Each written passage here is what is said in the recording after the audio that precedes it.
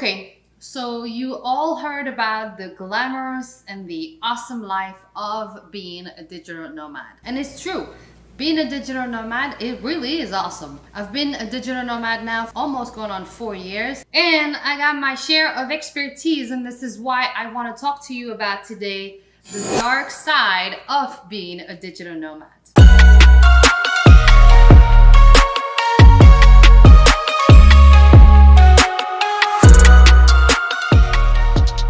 If you are new to this channel, welcome. My name is Salwa. I am a full-time digital nomad, an online business coach, content creator, and an author.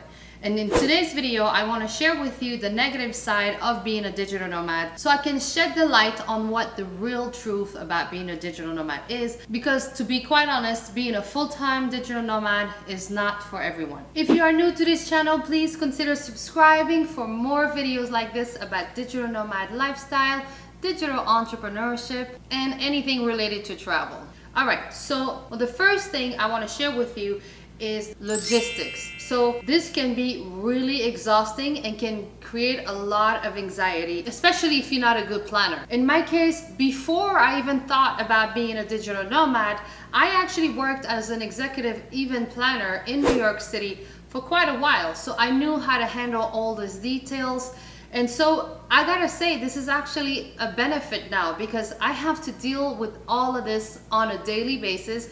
Because think about it, if you are moving from countries to countries every month or so, you gotta think about everything from transportation to your flights to where you're gonna stay and all the little things in between, and nothing ever goes as planned. There's always something that's gonna go wrong, and you have to be able to manage those last minute changes. I give you an example. Just today, my flight going on to Mexico City next week just got changed, and I got the email in Spanish. I had to make sure I translated everything. Then I try to go on the airline company, trying to contact them. They're not available, so I have to call tomorrow.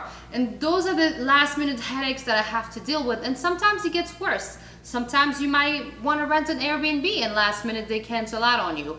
Or there might be a visa complication and then you have to make a change. So these are the things you have to keep in mind, is the logistic nightmares that goes behind the glamorous, beautiful digital nomad you see on social media.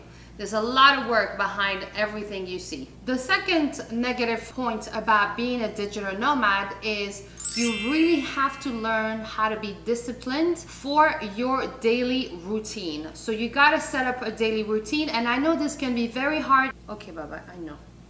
You want attention, okay. Especially because when you leave at home, you had a daily routine. You wake up at the same times, you make your coffee or tea, you get ready for school or work. So these are the things you used to and basically are on autopilot when you do these things. But when you are a digital nomad, it's a lot more complex because you are now in different countries where everything changes. The gym that you used to go in the morning, now you might be in a place where there's no gym.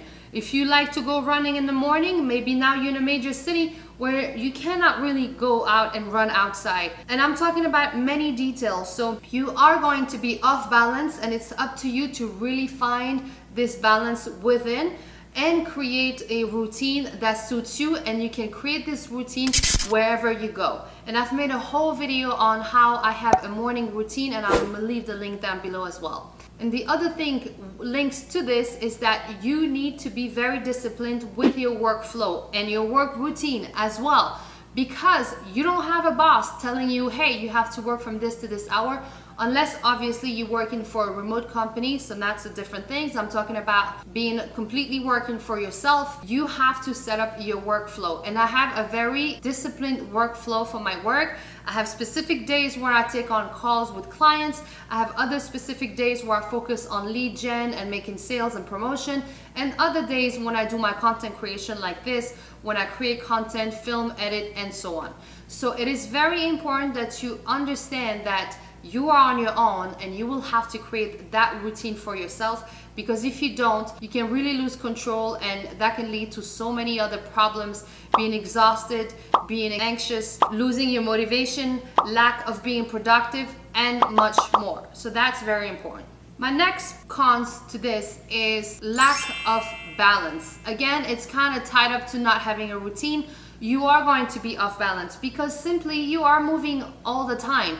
And by being off balance, what happens is that your bodies and your soul are constantly changing. So the water may affect you, the air, you might have more allergies here, you might be a lot more tired, jet lags, and that might just trigger your immune system.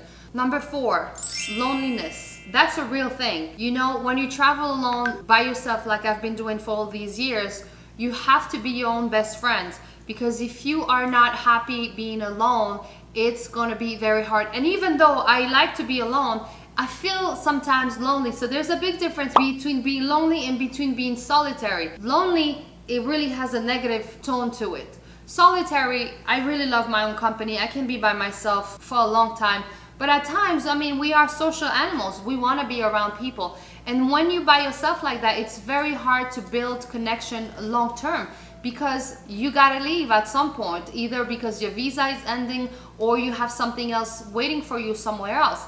In my case, I usually plan 3 months ahead. So it's very hard to build deep connections when you are constantly traveling. But there is good sides to that. You now have friends from all over the world, and I literally do have friends all over the world, which is an amazing thing. But know that it's really hard to build long-term connections if you're not there to nurture these connections with these people. So that's another downside of being a digital nomad. And my last point I want to share with you is the fact that you will have to be a minimalist.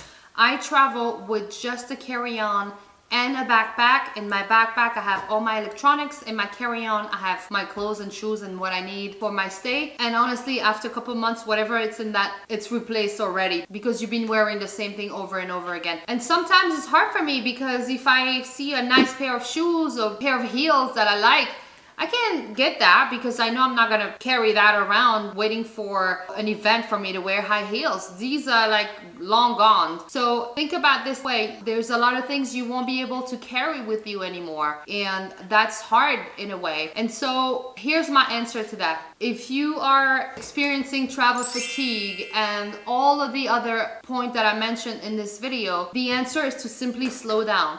And it happened to me the year 1, I experienced something that was very strange. I didn't know what it was. I was very unproductive, like a mini depression, and I didn't understand because I'm somebody highly motivated and I've always have a great energy, and I felt down for a long time and I didn't understand what it was. And when I did some research, I found out it's called travel fatigue. And it's true, your body can take on so much, you have to rest. And so the solution to that is A, to have a routine, B, is to slow down. You don't have to travel every week, every month. You can stay in one place for 6 months or a year, or you can have a base somewhere and then you travel whenever you want, maybe 40% of your time, 30% of your time. These are options. But right now, I'm not ready to settle. I'm not ready to stop. I've been doing this for almost 4 years and I really enjoy it. It became part of my life. I get to discover new places. I get to do new things. And that's just amazing for me. I create content. I really grow as a person. So this video is in no way telling you not to travel. I just want to educate you a little bit on the negative points of being a digital nomad, especially not to listen to social media. I mean, they're not showing you the behind the scenes. There's a lot of work behind it. Mentally, you have to be strong. You have to really be a good planner. You got to set up a good routine and then you're good to go. I love traveling. I'm not ready to stop yet. And I hope this video is not going to make you stop or not wanting to be a digital nomad because I think it's fantastic. There's a lot of pros and a lot of great things. And honestly, those things outweighs the negative. And by the way, I made a whole video about the pros and cons that you can find right here. And I will leave the link down below as well. That's it. I just wanted to shed the light on what the real truth of being a digital nomad is. I hope you enjoyed this video. Please let me know in the comment section if I missed anything. Don't forget to subscribe, like and share, and I'll see you next week on my next video. Bye bye from Tucson, Arizona. Bye bye.